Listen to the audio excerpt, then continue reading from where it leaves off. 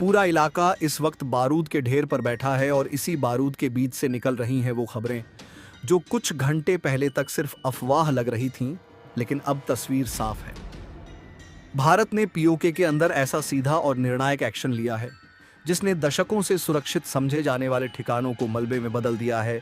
ये सिर्फ जवाबी कार्रवाई नहीं, ये एक संदेश है, एक शुरुआत जिसका अगला अध्याय अभी लिखा जाना बाकी है। क्या हुआ उस रात, किन ठिकानों को बनाया गया निशाना और क्यों इससे चीन और पाकिस्तान दोनों के गलियारों में मच गई है। हलचल जानने के लिए वीडियो को अंत तक जरूर देखें, क्योंकि आगे जो सामने आने वाला है वो आपको चौंका देगा। पूरा इलाका इस वक्त मानो जलते हुए बारूद पर रखा हुआ है और इसी बारूद के बीच से एक के बाद एक धमाकेदार खबरें बाहर आ रही हैं। जो कुछ घंटे पहले तक सिर्फ अनुमान था, जो सिर्फ कुछ सूत्रों और शुरुआती रिपोर्टों के हवाले से कहा जा रहा था, अब वह खुलकर सामने आ चुका है। भारत ने पीओके के अंदर इतना तगड़ा, इतना सीधा और इतना निर्णायक एक्शन लिया है कि दशकों से खुद को सुरक्षित समझने वाले ठिकाने अब मलबे के ढेर में बदल चुके हैं। भारत की तरफ से साफ संकेत है कि यह केवल शुरुआत है, यह सिर्फ पहला बड़ा झटका है। आगे की स्क्रिप्ट अभी लिखी जानी बाकी है, लेकिन जो शुरुआती तस्वीर सामने आई है उसने ही चीन और पाकिस्तान दोनों के सैन्य और राजनीतिक गलियारों में दहशत फैला दी है। पीओके के भीतर भारत ने अब तक का सबसे बड़ा सैन्य अभियान छेड़ दिया है और यह केवल शब्दों की बात नहीं, बल्कि जमीन पर बदलती हकीकत है। शुरुआती जानकारी के मुताबिक भारत द्वारा पीओके के भीतर की गई इस प्रकार की व्यापक और योजनाबद्ध सैन्य कार्रवाई को केवल सीमित सीमा झड़प या पारंपरिक जवाबी फायरिंग के रूप में नहीं देखा जा सकता, बल्कि यह एक रणनीतिक, बहुस्तरीय और गहराई तक सोच समझकर तैयार किया गया अभियान प्रतीत होता है, जिसका उद्देश्य केवल तत्काल खतरे को निष्क्रिय करना नहीं, बल्कि उस संपूर्ण ढांचे को ध्वस्त करना है जो लंबे समय से भारत विरोधी गतिविधियों के लिए आधार भूमि के रूप में इस्तेमाल होता रहा है। जिन सैन्य चौकियों, फॉरवर्ड पोस्ट्स, सब सेक्टर कमांड पॉइंट्स और अस्थायी बेसों को निशाना बनाया गया, वे केवल भौतिक संरचनाएं नहीं थीं, बल्कि वे उन नेटवर्क्स का हिस्सा थीं जो घुसपैठ, हथियारों की सप्लाई, आतंकवादी प्रशिक्षण और सीमा पार हमलों की रणनीति बनाने के केंद्र के रूप में कार्य करती थीं। इन ठिकानों से संचालित गतिविधियां वर्षों से भारत की सुरक्षा के लिए एक स्थायी चुनौती बनी हुई थीं और बार बार की चेतावनियों तथा सीमित जवाबी कार्रवाइयों के बावजूद इनका संचालन जारी रहा। इस बार की कार्रवाई में जो बात सबसे अधिक उल्लेखनीय है वह है इसका दायरा और सटीकता।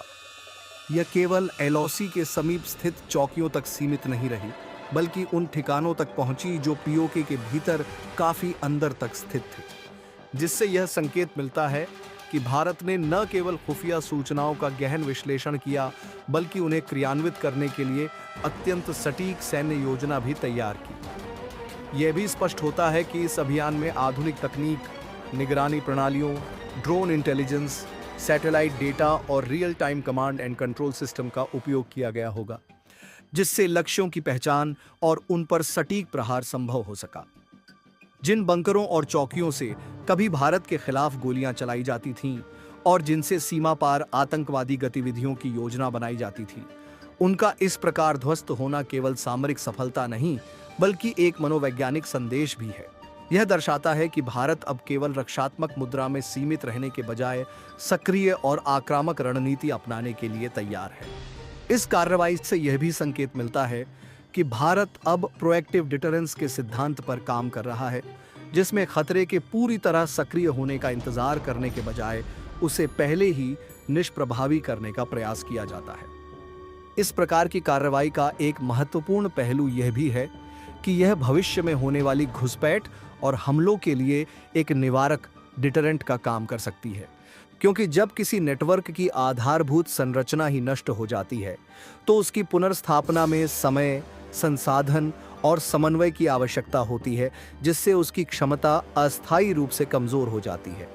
हालांकि इस प्रकार की गहराई तक की गई सैन्य कार्रवाई के व्यापक भू राजनीतिक और कूटनीतिक प्रभाव भी हो सकते हैं, क्योंकि यह क्षेत्र पहले से ही संवेदनशील और विवादित रहा है और किसी भी बड़े सैन्य कदम से क्षेत्रीय तनाव बढ़ने की संभावना बनी रहती है। इसके बावजूद यदि इसे एक सुरक्षा दृष्टिकोण से देखा जाए तो यह स्पष्ट होता है कि इस प्रकार के कदम उन परिस्थितियों में उठाए जाते हैं जब पारंपरिक कूटनीतिक और रक्षात्मक उपाय पर्याप्त प्रभावी नहीं रह जाते। यह भी ध्यान देने योग्य है कि इस तरह की कार्रवाई केवल सैन्य ताकत का प्रदर्शन नहीं, बल्कि एक स्पष्ट रणनीतिक संदेश भी होती है। यह संदेश न केवल विरोधी पक्ष के लिए होता है, बल्कि अंतर्राष्ट्रीय समुदाय के लिए भी होता है कि भारत अपनी संप्रभुता और सुरक्षा के मुद्दों पर निर्णायक कदम उठाने में सक्षम और इच्छुक है।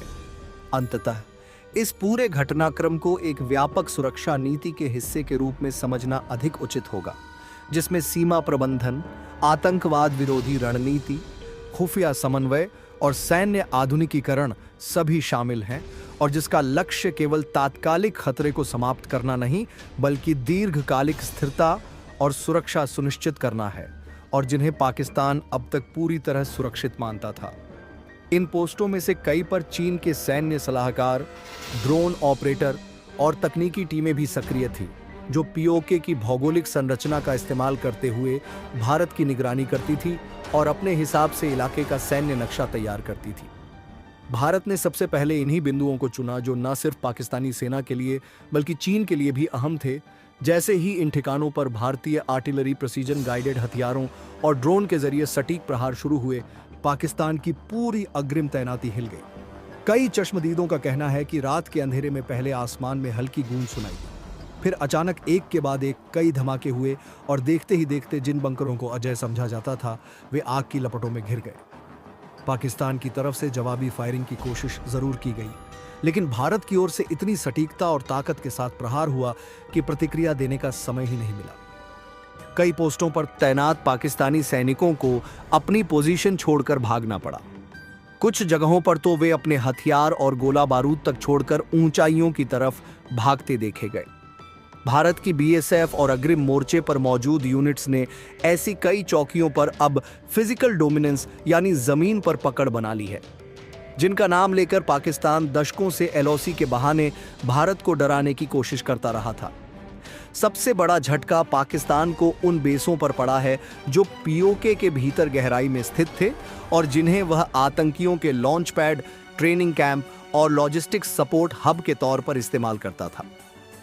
भारत ने पहले तो इन ठिकानों की लोकेशन की पुष्टि इसरो के सैटेलाइट आर्मी की इंटेलिजेंस, टेक्निकल सर्विलेंस और ड्रोन फुटेज के जरिए की। उसके बाद बेहद संगठित तरीके से इन पर प्रहार शुरू किए। कहीं पर तोपों की बरसात हुई, कहीं पर रॉकेट आर्टिलरी का इस्तेमाल किया गया, तो कहीं ड्रोन से निर्देशित सटीक मिसाइलों ने काम किया।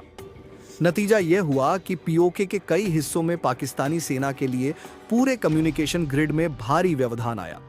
कई कमांड पोस्ट से संपर्क टूट गया, रिसप्लाई रूट्स बाधित हो गए और अग्रिम मोर्चों पर तैनात जवान खुद को बिना पर्याप्त गोला बारूद के फंसा हुआ महसूस करने लगे। लेकिन कहानी यहीं खत्म नहीं होती। चीन, जो अब तक पीओके की धरती पर अपने पैर जमाने की फिराक में था, जो अपनी सेना को धीरे धीरे आगे बढ़ा रहा था और जो पीओके को अपने लिए एक सामरिक कॉरिडोर के रूप में बदलना चाहता था। सबसे बड़ा झटका पाकिस्तान को उन बेसों पर पड़ा है जो पीओके के भीतर गहराई में स्थित थे और जिन्हें वह लंबे समय से आतंकियों के लॉन्च पैड, ट्रेनिंग कैंप और लॉजिस्टिक्स सपोर्ट हब के रूप में इस्तेमाल करता रहा था। क्योंकि इन ठिकानों की भौगोलिक स्थिति ऐसी थी कि वे बाहरी निगरानी से अपेक्षाकृत सुरक्षित माने जाते थे, लेकिन बदलती तकनीक और खुफिया क्षमताओं ने इस धारणा को पूरी तरह उलट दिया। भारत ने पहले अत्यंत सुनियोजित तरीके से इन ठिकानों की सटीक लोकेशन की पुष्टि की, जिसमें आधुनिक satellite imaging, technical surveillance, signal intelligence और ड्रोन फुटेज का व्यापक उपयोग किया गया, जिससे हर छोटे बड़े मूवमेंट पर नजर रखी जा सके और लक्ष्य को पहचानने में कोई गलती न हो। इसके बाद जो कार्रवाई हुई वह पारंपरिक और आधुनिक सैन्य रणनीतियों का एक संयुक्त उदाहरण थी, जिसमें कहीं भारी तोपखाने से लगातार गोलाबारी की गई, तो कहीं रॉकेट आर्टिलरी सिस्टम का उपयोग कर व्यापक क्षेत्र में दबाव बनाया गया। वहीं कुछ संवेदनशील और उच्च प्राथमिकता वाले लक्ष्यों पर ड्रोन निर्देशित सटीक मिसाइलों से प्रहार कर उन्हें पूरी तरह निष्क्रिय कर दिया गया। इस बहुस्तरीय हमले का असर सिर्फ भौतिक ढांचे के नष्ट होने तक सीमित नहीं रहा, बल्कि इसका गहरा प्रभाव पाकिस्तान की सैन्य संरचना और संचार तंत्र पर भी पड़ा, क्योंकि पीओके के कई हिस्सों में उनका कम्युनिकेशन ग्रिड बुरी तरह प्रभावित हुआ। जिससे कमांड और कंट्रोल सिस्टम में गंभीर व्यवधान उत्पन्न हो गया।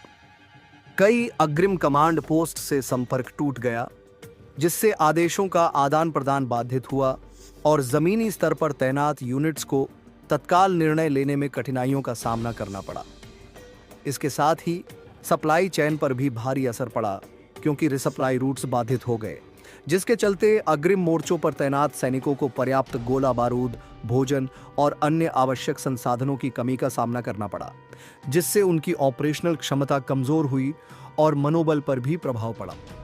इस पूरी स्थिति ने यह स्पष्ट कर दिया कि आधुनिक युद्ध केवल सीमाओं पर लड़ी जाने वाली लड़ाई नहीं है, बल्कि यह सूचना, तकनीक और सटीकता का युद्ध भी है, जिसमें जो पक्ष बेहतर निगरानी और त्वरित निर्णय लेने में सक्षम होता है वही बढ़त हासिल करता है।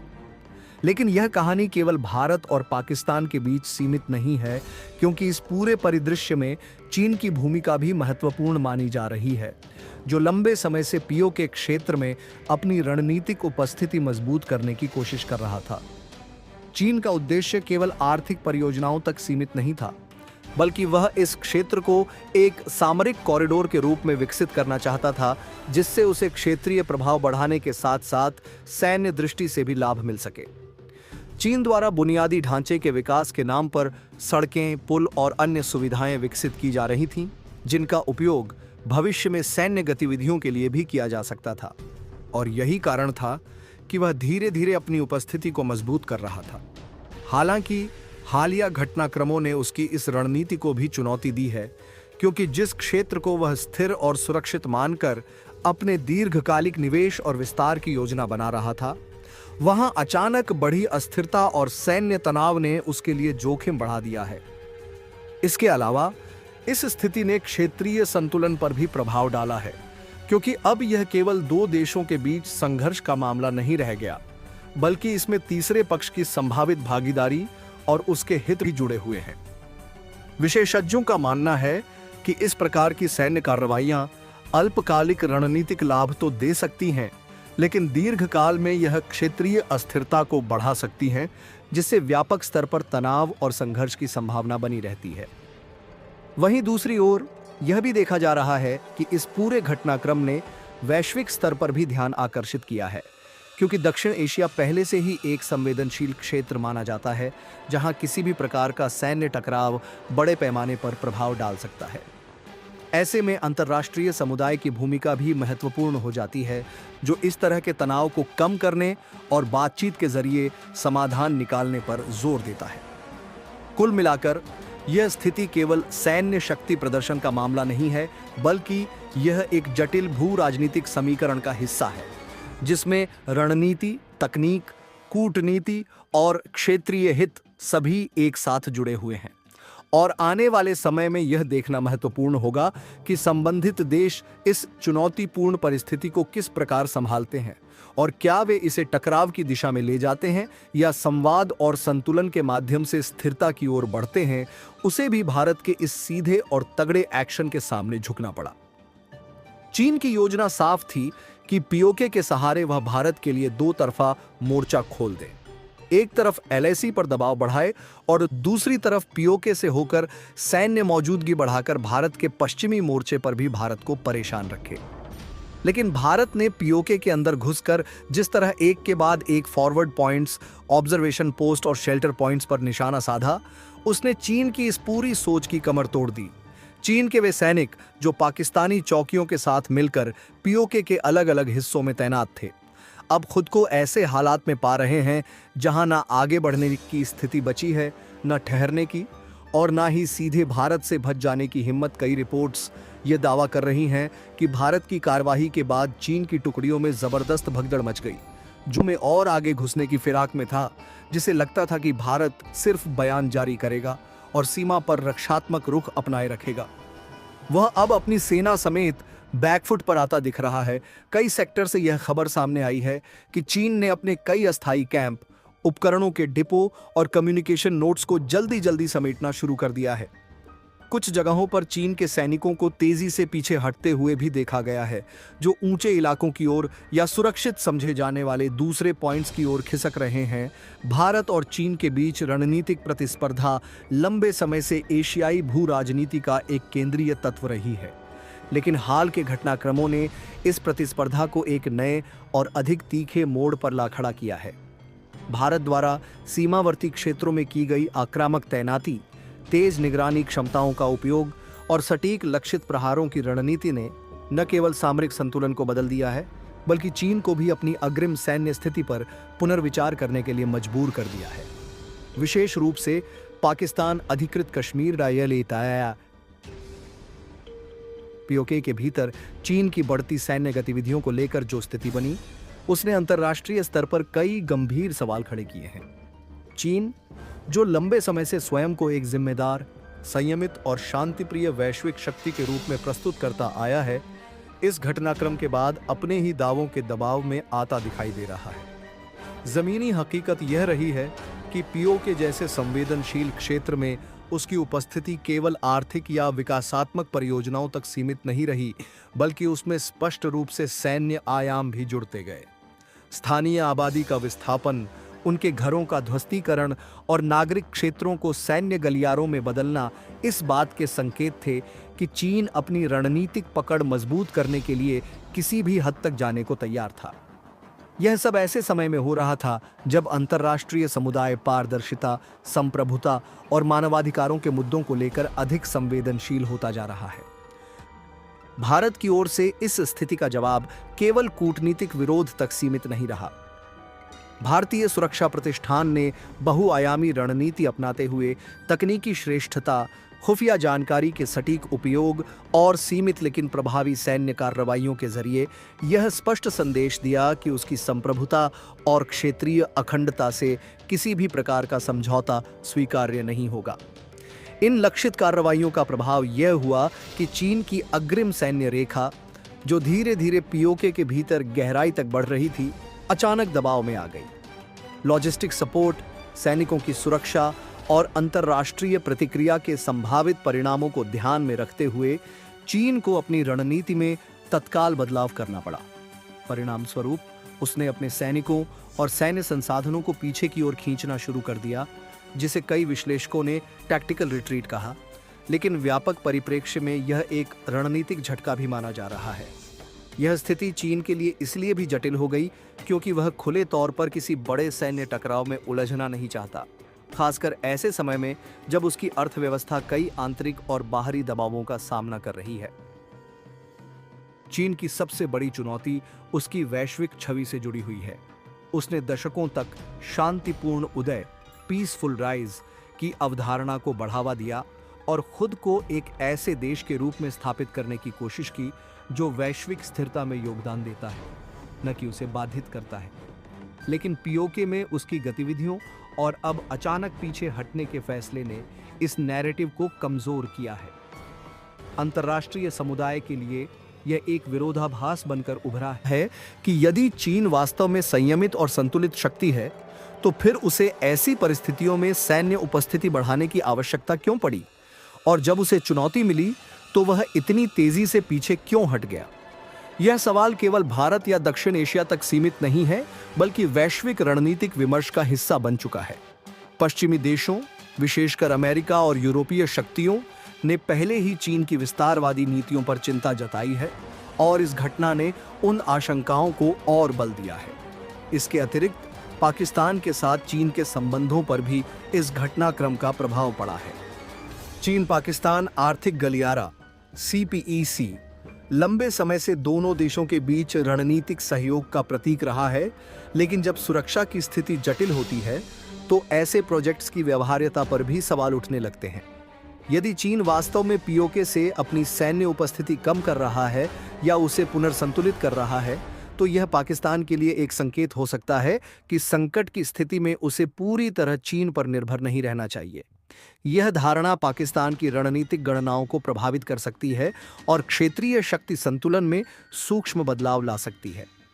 वहीं भारत के लिए यह एक अवसर के रूप में देखा जा सकता है, जहां वह न केवल अपनी सैन्य क्षमता का प्रदर्शन कर रहा है, बल्कि कूटनीतिक स्तर पर भी यह संदेश दे रहा है कि वह क्षेत्रीय स्थिरता के लिए प्रतिबद्ध है, लेकिन अपने हितों की रक्षा के लिए आवश्यक कदम उठाने से पीछे नहीं हटेगा।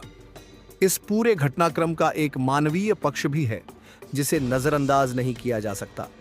पीओके के स्थानीय नागरिक, जो पहले ही राजनीतिक अनिश्चितता और सीमित अधिकारों के बीच जीवन जी रहे थे, इस सैन्य गतिविधि के कारण और अधिक प्रभावित हुए हैं। विस्थापन, बुनियादी ढांचे का नुकसान और लगातार असुरक्षा का माहौल उनके जीवन को और कठिन बना रहा है। जब बड़े देश अपनी रणनीतिक प्रतिस्पर्धा को आगे बढ़ाते हैं तो अक्सर सबसे अधिक कीमत आम लोगों को ही चुकानी पड़ती है। यही कारण है कि अंतर्राष्ट्रीय मानवाधिकार संगठनों और स्वतंत्र पर्यवेक्षकों ने इस क्षेत्र में पारदर्शिता और जवाबदेही की मांग को और तेज कर दिया है। अंततः चीन का यह पीछे हटना केवल एक सामरिक कदम नहीं है, बल्कि यह एक व्यापक रणनीतिक संकेत भी है। यह दर्शाता है कि आधुनिक युद्ध और भू राजनीति केवल सैन्य शक्ति के प्रदर्शन तक सीमित नहीं है, बल्कि इसमें सूचना, छवि, कूटनीति और आर्थिक स्थिरता जैसे कई आयाम शामिल होते हैं। भारत ने इस संदर्भ में एक संतुलित लेकिन दृढ़ दृष्टिकोण अपनाते हुए यह दिखाया है कि सीमित संसाधनों के बावजूद भी यदि रणनीति स्पष्ट हो और क्रियान्वयन सटीक, तो बड़े प्रतिद्वंद्वी को भी रक्षात्मक स्थिति में लाया जा सकता है। दूसरी ओर चीन के लिए यह एक सीख हो सकती है कि वैश्विक शक्ति बनने की उसकी आकांक्षा केवल आर्थिक निवेश और बुनियादी ढांचे के निर्माण से पूरी नहीं होगी, बल्कि उसे अपने कार्यों और दावों के बीच सामंजस्य भी स्थापित करना होगा। यदि वह अंतर्राष्ट्रीय मंचों पर विश्वसनीयता बनाए रखना चाहता है, तो उसे ऐसी गतिविधियों से बचना होगा जो उसकी घोषित नीतियों के विपरीत हों। इस प्रकार पीओके में उत्पन्न यह स्थिति केवल एक क्षेत्रीय सैन्य गतिरोध नहीं है, बल्कि यह 21वीं सदी की भू राजनीति के कई जटिल पहलुओं को उजागर करती है, जहां शक्ति, छवि और रणनीति का संतुलन ही किसी देश की वास्तविक स्थिति को निर्धारित करता है। भारत की सक्रियता और चीन की प्रतिक्रिया ने यह स्पष्ट कर दिया है कि आने वाले समय में एशिया का रणनीतिक परिदृश्य और अधिक गतिशील और प्रतिस्पर्धी होने वाला है, जिसमें हर कदम का प्रभाव स्थानीय सीमाओं से कहीं अधिक व्यापक होगा। यही सरकारी कारण का बैकफुट पर आना चाह रहे भारत के लिए यह पूरा ऑपरेशन केवल सैन्य ताकत दिखाने का मौका नहीं, बल्कि रणनीतिक रूप से कई मोर्चों पर बढ़त हासिल करने का माध्यम बन गया है। एक तरफ पाकिस्तानी चौकियों और बेसों पर धावा बोलकर भारत ने यह स्पष्ट कर दिया है कि अब एलओसी कोई एक तरफा खेल का मैदान नहीं, जहां से केवल पाकिस्तान आग बरसाए और भारत सिर्फ जवाबी गोलियों तक सीमित रहे। दूसरी तरफ चीन को पीओके से पीछे धकेलकर भारत ने यह संदेश भी दे दिया कि वह किसी भी तीसरी ताकत को इस भूभाग का इस्तेमाल अपने सामरिक खेल के लिए करने की इजाजत नहीं देगा। तीसरा और सबसे अहम, भारत ने पीओके के लोगों को यह संकेत भेजा है कि जो ताकतें उन्हें सिर्फ मोहरा बनाकर, ढाल बनाकर इस्तेमाल कर रही थीं, उन पर अब चोट हो रही है और भारत उनकी पीड़ा को हल्के में नहीं ले रहा। जमीनी स्तर पर बीएसएफ के जवानों और अग्रिम मोर्चे पर मौजूद अन्य यूनिट्स के बीच में जब यह अभियान शुरू हुआ तो उनमें जबरदस्त जोश देखा गया। लंबे समय से पीओके की तरफ से आती गोलियों, घुसपैठों और धमकियों का बोझ अपने कंधों पर उठाए हुए ये सैनिक आज एक नए आत्मविश्वास के साथ आगे बढ़ रहे हैं। कई जवानों ने वहां से मिल रहे संदेशों में यह कहा है कि उन्हें पहली बार ऐसा महसूस हो रहा है कि खेल अब बदल रहा है, कि वे सिर्फ बॉर्डर की रखवाली नहीं कर रहे, बल्कि उन जड़ों पर वार कर रहे हैं जहां से साजिशों के बीज बोए जाते थे। जिन रास्तों को वे अब अपने बूटों से नाप रहे हैं, उन रास्तों से पहले हथियार, घुसपैठिए और भाड़े के लड़ाके भारत की तरफ धकेले जाते थे। आज उन्हीं रास्तों पर भारत की वर्दी, भारत का हौसला और भारत का इरादा तेजी से आगे बढ़ रहा है। यह भी खबर मिल रही है कि भारत ने केवल पाकिस्तानी चौकियों और चीनी मूवमेंट पॉइंट्स को ही नहीं, बल्कि उन सप्लाई लाइनों को भी निशाना बनाना शुरू कर दिया है जो पीओके के पहाड़ी रास्तों के जरिए पाकिस्तान की मुख्य भूमि से जुड़ती हैं। इन रूट्स पर पुल, छोटे गोदाम, पेट्रोल डिपो और अस्थायी ठिकाने जो पाकिस्तानी सेना ने सालों में बनाकर तैयार किए थे, अब भारतीय प्रहारों के निशाने पर हैं। जैसे जैसे यह सप्लाई पॉइंट्स ध्वस्त होते जा रहे हैं। पाकिस्तान के लिए पीओके में तैनात अपनी सेनाओं तक पर्याप्त राशन, ईंधन, गोला बारूद और मेडिकल सपोर्ट पहुंचाना मुश्किल होता जा रहा है। इसका सीधा असर यह है कि जो टुकड़ियां पहले से ही भारतीय दबाव में हैं, वे जल्द ही संसाधनों की कमी का सामना भी करेंगी और यह स्थिति किसी भी सेना के लिए सबसे खतरनाक मानी जाती है। जी हां, कि अध्याय में भारत का यह ऑपरेशन केवल बंदूकों की लड़ाई नहीं, बल्कि मनोवैज्ञानिक स्तर पर भी एक भारी हमला साबित हो रहा है। पाकिस्तान की जनता के भीतर जो अब तक आधी सच्चाई पर आधारित नैरेटिव सुनती आई है, अब सवाल उठने लगे हैं। जब पीओके से वापस लौटने वाले सैनिकों के चेहरे पर घबराहट होगी, जब टूटे बेसों और जली चौकियों की तस्वीरें सामने आएंगी, जब यह बात आम हो जाएगी कि भारत पीओके के भीतर 280 किलोमीटर तक पहुंच चुका है और पाकिस्तान की पोस्टें ढह चुकी हैं, तब यह कथा कि पाकिस्तान पीओके की रक्षा में सक्षम है खुद ही ध्वस्त होने लगेगी। चीन के भीतर भी इसी तरह की बेचैनी पनपने लगी है, जहां यह सवाल पूछा जा रहा है कि आखिर किस मजबूरी में पीओके जैसी जगह पर कदम बढ़ाए गए थे, और जब भारत ने जवाब दिया तो इतनी जल्दी पीछे हटने की नौबत क्यों आ गई। इस सबके बीच भारत की कूटनीतिक मशीनरी भी तेजी से काम कर रही है। संयुक्त राष्ट्र में भारत के प्रतिनिधियों ने साफ शब्दों में कहा है कि यह कार्रवाई मजबूरी में उठाया गया कदम है, जो पीओके के कश्मीरियों पर हो रहे जुल्म, चीन की घुसपैठ की कोशिशों और पाकिस्तान की नापाक साजिशों के खिलाफ है। भारत ने हाल के वर्षों में अपनी रणनीतिक और कूटनीतिक भाषा में जिस स्पष्टता और दृढ़ता का प्रदर्शन किया है, वह न केवल उसके आत्मविश्वास को दर्शाता है, बल्कि बदलते वैश्विक परिदृश्य में उसकी भूमिका को भी परिभाषित करता है। यह कहना कि भारत का न तो किसी की भूमि पर कब्जा करने का इरादा है और न ही वह किसी विस्तारवादी सोच का पोषक है, उसकी ऐतिहासिक नीति और सभ्यतागत मूल्यों के अनुरूप है, जहां सह अस्तित्व, संप्रभुता का सम्मान और शांतिपूर्ण सहजीवन को प्राथमिकता दी जाती रही है। किंतु इसके साथ ही यह स्पष्ट संदेश देना कि यदि उसकी राष्ट्रीय सुरक्षा, संप्रभुता या नागरिकों के जीवन पर कोई खतरा उत्पन्न होता है, तो वह अपनी सीमाओं के पार जाकर भी अपने हितों की रक्षा करेगा, एक नई रणनीतिक वास्तविकता को स्थापित करता है। यह रुख किसी आक्रामकता का संकेत नहीं, बल्कि एक प्रतिरोधात्मक और निवारक नीति का हिस्सा है, जिसका उद्देश्य संभावित खतरों को पहले ही चरण में निष्क्रिय करना है। इस बयान का प्रभाव केवल द्विपक्षीय संबंधों तक सीमित नहीं रहा, बल्कि अंतर्राष्ट्रीय समुदाय में भी व्यापक रूप से महसूस किया गया है, विशेषकर उन देशों के बीच जो अब तक पाकिस्तान अधिकृत कश्मीर पीओके के मुद्दे को एक सीमित क्षेत्रीय विवाद के रूप में देखते आए थे। दरअसल पीओके का प्रश्न लंबे समय से भारत और पाकिस्तान के बीच एक जटिल और संवेदनशील मुद्दा रहा है, जिसे कई बाहरी शक्तियां केवल एक द्विपक्षीय विवाद के रूप में वर्गीकृत कर अपनी निष्क्रियता को उचित ठहराती रही हैं। परंतु हाल के घटनाक्रमों और भारत की स्पष्ट नीति ने इस धारणा को चुनौती दी है। अब यह स्पष्ट होता जा रहा है कि पीओके का उपयोग केवल भारत के खिलाफ रणनीतिक दबाव बनाने के लिए ही नहीं, बल्कि व्यापक क्षेत्रीय अस्थिरता फैलाने के लिए भी किया जा रहा है।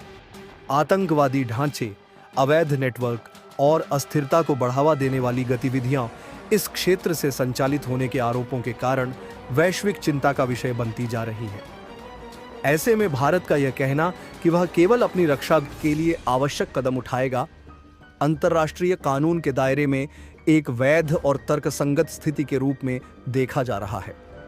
इस बयान का एक महत्वपूर्ण पहलू यह भी है कि यह अंतर्राष्ट्रीय समुदाय को एक तरह से चेतावनी और आमंत्रण दोनों देता है।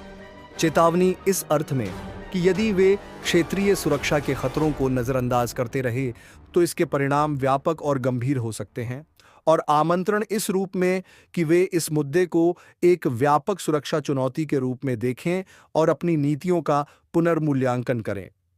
कई देश जो पहले इस विषय पर तटस्थ या उदासीन बने हुए थे, अब इस पर अधिक सक्रियता से विचार कर रहे हैं। उन्हें यह समझ में आ रहा है कि पीओके से जुड़ी गतिविधियां केवल भारत तक सीमित नहीं हैं, बल्कि उनका प्रभाव पूरे दक्षिण एशिया और उससे आगे तक फैल सकता है। ऊर्जा मार्गों की सुरक्षा, व्यापारिक स्थिरता और क्षेत्रीय शांति जैसे मुद्दे सीधे तौर पर इससे प्रभावित हो सकते हैं। भारत की यह नीति उसकी व्यापक राष्ट्रीय सुरक्षा रणनीति का हिस्सा है, जिसमें कूटनीति, सैन्य तैयारी और आर्थिक सशक्तिकरण का संतुलित समावेश है। यह एक ऐसा दृष्टिकोण है जो केवल प्रतिक्रियात्मक नहीं, बल्कि सक्रिय और पूर्वानुमानित है।